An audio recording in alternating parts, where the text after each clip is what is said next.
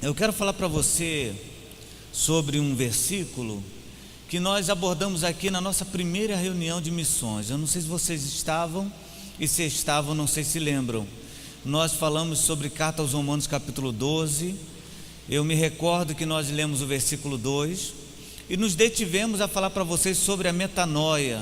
Não sei se você lembra disso, até usei uma expressão de transformação de mente, citei até por curiosidade ou para acrescentar a ilustração, citei até um concunhado meu que havia falado dessa tal da metanoia, da transformação.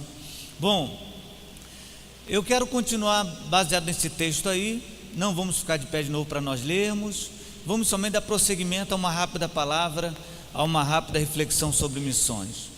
Eu não sei se você, a exemplo de mim, quando vê certos vídeos ou certos dados, como foi mencionado aqui pelo Fernando, você não fica assim estarrecido não, com relação às dificuldades que a igreja enfrenta para evangelizar, a abnegação de muitos missionários para pregar o evangelho, e ao mesmo tempo nós vivemos no Brasil ou num país onde se fala que o crescimento do evangelho ou do evangelismo ou dos evangélicos é assustador.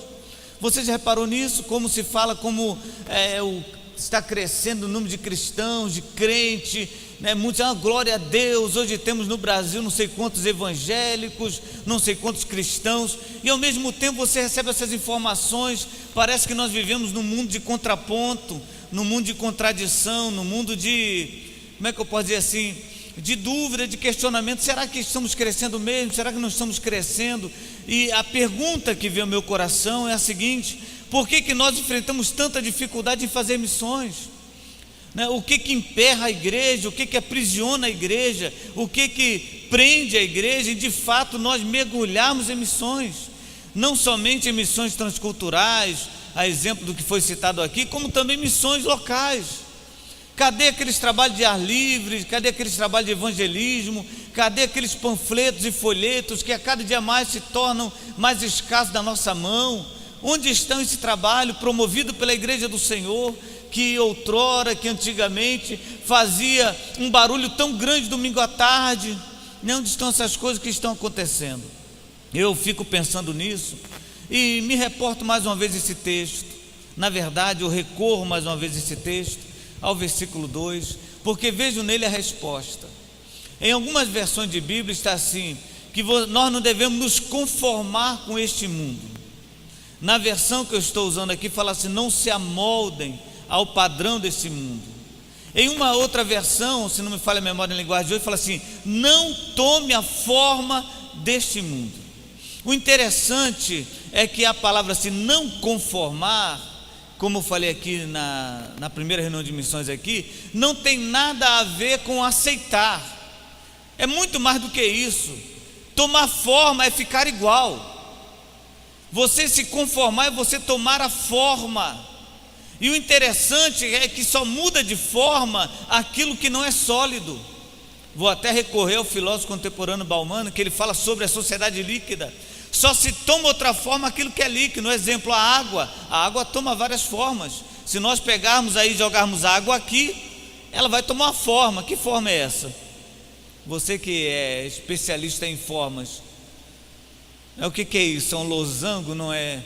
É uma botija? Vai tomar essa forma. Mas se você pegar aquele copo aqui e colocar água nesse copo, a água vai tomar forma dele, porque a água é líquida, ela não é sólida. E nós vivemos o evangelho, vou colocar aqui para não dar sede, nós vamos viver o evangelho que está líquido. Nós não temos mais uma forma concreta, nós não temos mais uma base sólida, e por causa dessa liquidez evangélica, nós estamos nos amoldando ao mundo, nós estamos tomando a forma do mundo. E a pergunta que você deveria fazer, e que eu deveria fazer também, é a seguinte: por quê? Por uma razão simples: porque nós perdemos a essência do evangelho. A essência do evangelho, a pregação do evangelho, ela caminha pelo viés do dualismo, é dualista. O que é um caminho dualista? No evangelho existe duas verdades, dois extremos, E esses dois extremos estão sendo perdidos. E eu vou dizer para vocês aqui, nessa rápida palavra, nessa rápida reflexão, sobre os extremos que nós estamos perdendo. E vou começar pelo mais simples. Nós esquecemos que o Evangelho está baseado na seguinte verdade. E vou citar a primeira: existe o bem e o mal. Se nós não entendermos isso, se nós não acreditarmos nisso, nós perdemos a nossa essência.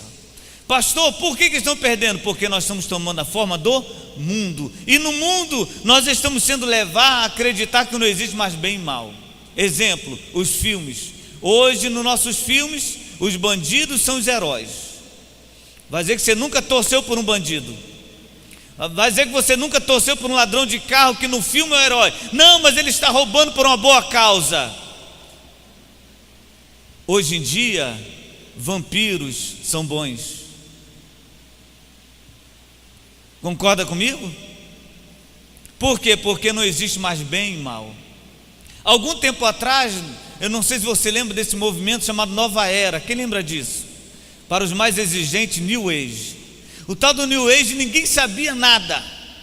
Olha, tinha seminários, simpósios para falar sobre Nova Era. Eu acredito que eu participei de no mínimo 5. E você fala assim: pastor, o que o senhor aprendeu quando saiu de lá? Nada. Porque as pessoas falavam de Nova Era, falavam, mas não falavam nada. Mas nesse inteirinho todo, nessa luta toda de tentar passar uma informação que ninguém sabia de fato, passava-se uma figura chamada Yin e Yang. Não sei se já ouviu falar nisso. Que era uma figura que consistia em dois elementos, um pretinho e um branquinho. O pretinho tinha um olho branco e o branquinho tinha um olho preto. E os dois conviviam juntos. E qual era o ensinamento disso? É que o pretinho, que era o mal, tinha um olhinho branco, logo ele não era tão mal assim. E o branquinho era bom, mas tinha o olho preto, logo ele não era tão bom assim. Então não existe mais bem ou mal, não existe mais extremos, existe somente um caminho. E por causa dessa filosofia, nós perdemos a essência do Evangelho. Nós estamos tomando forma do mundo. Nós estamos caminhando dessa mesma forma, querendo deificar aquilo que não devemos. Eu não sei se você já assistiu. Eu sinceramente nunca tive a curiosidade de assistir um filme que fala que é um moço que é um herói, mas ele é um demônio. Ele é todo vermelho, tem uma cara estranha, vindo do, sei lá, Hellboy, é isso? Todo mundo sabe. Bom, e as pessoas assistem, dizendo: não, ele é um demônio bom. Irmãos, para pensar nessa loucura. Ele é um demônio bonzinho. Quem não lembra da revista em quadrinho de um personagem chamado Gasparzinho, o fantasminha camarada? Nesse mesmo gibi tinha o Brasinha. Quem lembra do Brasinha? Era um demôniozinho criança que tinha um rabinho pontudo. E esse demôniozinho era muito agradável. Ele fazia muitas coisas boas. Você está entendendo como o mundo está tentando nos fazer acreditar que não existe mais bem e mal? Não existe mais verdade, não existe mais demônio. E se não existe demônio, não existe Deus. E se não existe demônio, não existe mais tentação. Se não existe mais demônio, você não precisa mais tomar cuidado com nada.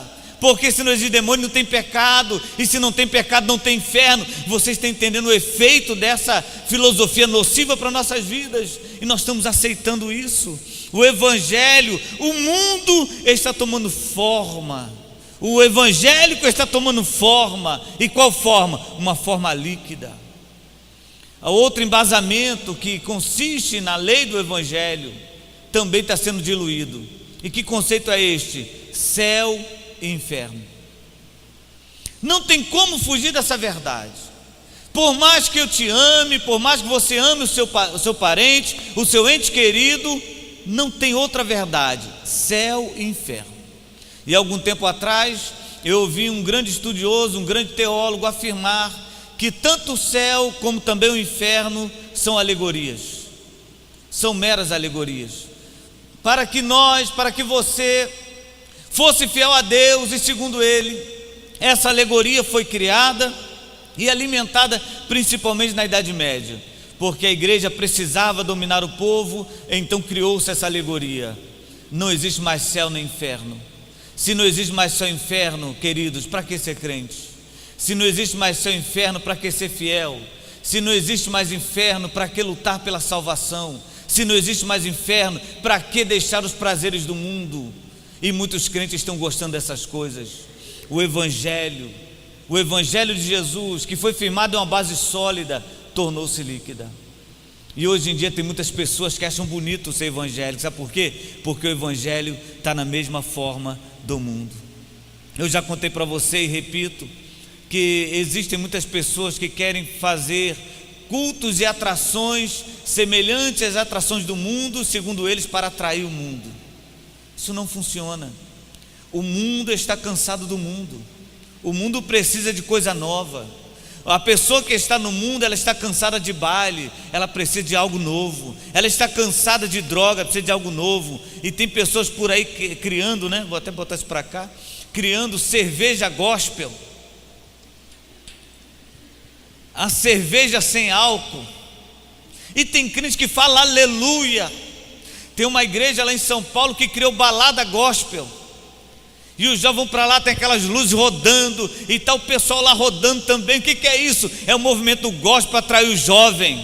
Não, o que atrai o jovem, o que atrai o adulto é a presença de Deus, é a palavra de Jesus. Isso que atrai, e além de atrair, transforma.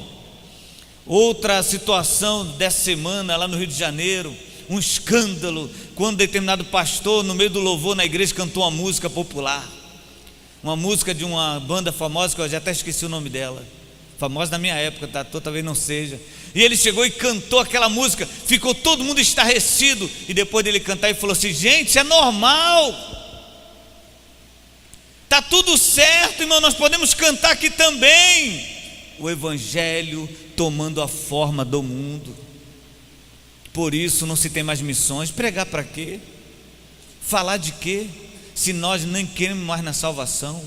Falar de pecado, se nós não cremos mais em pecado. Falar de luz, se nós não cremos mais na luz. O interessante é que nós esquecemos o ensino de Jesus, que ele sempre usou símbolos muito fortes. Primeiro, ele falou assim: vós sois o sal da terra. Você sabe o que quer dizer o sal da terra? Ah, pastor, aquilo que vai salgar. Sim, vai salgar. É aquilo que dá diferença, é aquilo que dá o sabor à comida. Sem o sal, a comida não tem sabor. Jesus está dizendo assim: sem vocês o mundo não tem graça, sem vocês o mundo não tem salvação, sem vocês o mundo não tem novidade de vida. Vocês têm que ser o sal. Se vocês deixarem de ser o sal, não tem valor nenhum. Por isso ele fala: se o sal deixar de salgar ou se tornar insípido, joga fora, porque não tem valor nenhum. Outra ilustração do mestre Jesus é quando ele falou assim: vós sois a luz do mundo. Não tem como esconder a luz e botar debaixo da cama, porque onde ela estiver, ela vai clarear. Luz? Para que luz? Nós podemos ser iguais, pastor. Hoje está tudo bom. Aquela ideia do evangélico chato acabou. Aquela ideia de nós sermos retrucados no trabalho acabou. Pastor, hoje eu estou no trabalho que as pessoas nem sabem que eu sou crente, e os que sabem, me tratam normal. Eu vou com eles tudo que é lugar, eu escuto as mesmas piadas que eles escutam, eu bebo as mesmas coisas que ele bebe. Pastor, é uma bênção. Não é. Se você deixou de ser salvo, você não tem mais valor para Deus. Se a igreja não é mais salgada, se a igreja não está mais trazendo um sabor para esse mundo, essa igreja não é de Cristo. Porque a igreja de Cristo é aquela que traz a diferença, é aquela que traz o sabor para esse mundo. Você é sal. Mas esse evangelho que está tomando forma do mundo perdeu seus padrões. Aí o apóstolo fala assim: se vocês se amoldarem a esse mundo, se vocês tomarem forma desse mundo, vocês nunca vão experimentar, nunca vão saber, nunca vão comprovar qual é a boa, agradável e perfeita vontade de Deus. Se vocês tomarem forma desse mundo, se vocês se satisfazerem com esse mundo, vocês jamais vão experimentar a vontade de Deus. O interessante, irmãos, o interessante disso tudo é que no meio desse movimento gospel, no meio dessas baladas gospel e tantas outras coisas gospel, tem pessoas que falam assim: eu estou experimentando a vontade soberana de Deus, eu estou agora no ápice da espiritualidade. Meu querido, não se iluda. Se você se tornou, se você se amoldou a este mundo, saiba de uma coisa: você deixou de ser sal, você deixou de ser luz. E eu vou usar uma palavra agora muito forte, mas muito verdadeira: você não tem mais valor para Deus. Porque a palavra fala o seguinte: se o ramo não der fruto, sabe o que o dono daquela plantação faz? Corta e lança no fogo, porque não tem mais valor. Queridos, não se amolde, não se transforme, não tome a forma desse mundo. Seja crente, seja fiel, fale de Deus aonde você estiver. Fale que existe sim um inferno, fala que existe sim salvação, mas que também existe condenação. Porque se você não falar, talvez o seu amigo de escola, talvez o seu amigo de trabalho tenha somente você, só você para ser usado para salvar a vida dele. E se ele morrer sem ouvir essa palavra, você vai ser culpado do sangue dessa pessoa. Eu me recordo quando li um texto há muito tempo atrás da Bíblia. Por que fala muito tempo atrás? Quando li pela primeira vez, meditando nele, quando fala do primeiro homicídio que houve na terra, que foi o assassinato de Abel por Caim, né? Caim mata Abel. A Bíblia fala que Caim matou e ficou tranquilo, ficou bem à vontade. Aí de repente Deus fala para ele assim: Caim, onde está teu irmão? E Caim, além de assassino, era mal criado. Que ele fala assim: sou eu por acaso cuidador do meu irmão? Sou eu por acaso tutor do meu irmão? Aí Deus fala assim: alguma coisa aconteceu com ele, Caim. Por quê? Porque o sangue dele clama a mim desde a terra. Quando eu li esse texto, eu tive uma visão diferente da minha responsabilidade de evangelizar. Aquele homem morreu por culpa dele, e quantas pessoas estão morrendo agora por nossa culpa? E o sangue dessas pessoas clamam a Deus por nossa causa. E você pode estar falando assim: o que tem eu a ver com a Índia? O que tem eu a ver com o Iraque, com o Irã, com o Rio de Janeiro, com qualquer outra região? O que tem a ver? Sou eu por acaso protetor deles? Aí Deus vai responder para você: você não é protetor deles, não, mas o sangue deles clamam a mim desde a terra. E o que você está fazendo? Me faz lembrar também a palavra de Deus a Isaías: a quem enviarei? E quem há de ir por nós? E o apóstolo, ele fala assim: olha, portanto, meus irmãos, eu vos rogo pela misericórdia de Deus, que ofereçam o seu corpo em sacrifício vivo, santo e agradável a Deus. E ele completa e fala assim: porque se você fizer isso, esse será o seu culto racional, um culto de entendimento. E o que é um culto de entendimento para o apóstolo? Um culto de entrega, um culto de dedicação. É quando você fala: Senhor, teu é o meu corpo, a minha alma e o meu espírito. Eu ofereço a ti a minha vida, para que outras pessoas sejam salvas e sejam transformadas. E ele completa e fala: porém, não tome forma do mundo, não fique como o mundo, não aceite o que o mundo está dizendo para você. Eu não sei se você está acompanhando o que está sendo ensinado em nossas escolas, pelo menos tentado ensinar em nossas escolas, com relação à diversidade religiosa, com relação também à orientação sexual e tantos outros preceitos. Estão tentando destruir o nosso Brasil, estão tentando acabar com o nosso Brasil, estão tentando tirar de nós tudo aquilo que era sólido, todos os preceitos que regem uma vida, estão tentando arrancar de nós. Não se conforme com este mundo, não seja aquele professor que fala: eu também é isso mesmo, eu aceito isso, nós temos. Não aceite. A palavra de Deus, ela é fiel e verdadeira, ela não muda. E Jesus falou: passarão os céus e a terra, mas a minha palavra vai permanecer. Não se amolde a isso, não se curve a isso. Eu não sei se você assistiu um filme, agora vão levantar um monte de braços, um filme chamado Cruzada. Aquele filme historicamente é perfeito. Olha aí, eu recomendando um filme para você. Você quer aprender sobre cruzada, a época das cruzadas? Bom, deixa para lá. Mas tem algo importante ali. Quando o personagem lá, sem ser o principal, o outro, o coadjuvante, né? ele vê o principal orando, e ele fala: por que você está orando? Aí ele fala: eu estou orando a Deus e tal, dá a explicação dele. Ele fala: e você, por que você não ora? Aí ele falou assim: eu não gosto de nada que faça o homem se ajoelhar. Essa é a verdade que estão ensinando por aí, que não existe mais Deus, que não existe mais verdade, que não existe mais salvação. Não vos conformeis com este mundo. Enquanto você está com vergonha de orar no seu trabalho, enquanto você está com vergonha de orar na sua escola, os muçulmanos oram 5 vezes por dia, e onde estiver eles param.